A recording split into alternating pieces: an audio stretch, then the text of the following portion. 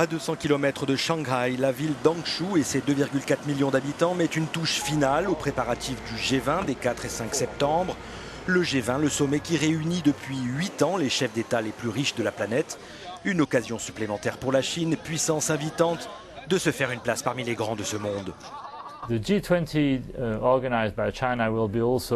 G20 organisé par la Chine sera aussi une occasion parfaite pour la Chine, en tant qu'empire émergent, de démontrer qu'elle peut jouer un rôle de leader dans la réorganisation de l'économie et la gouvernance mondiale.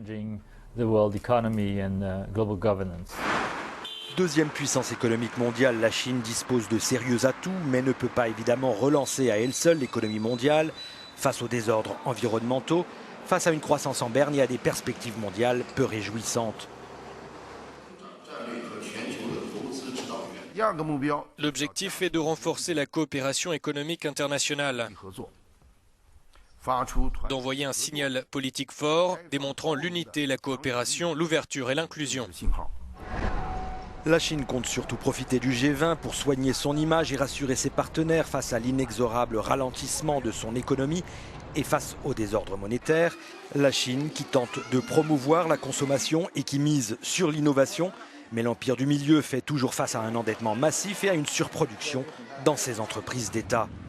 En marge du G20, il sera également question de la situation en mer de Chine méridionale, où les conflits territoriaux ne s'apaisent pas, loin de là, des conflits dans lesquels la Chine est montrée du doigt. D'autres dossiers brûlants vont aussi s'inviter à la table des discussions. L'Union européenne veut évoquer la crise des réfugiés.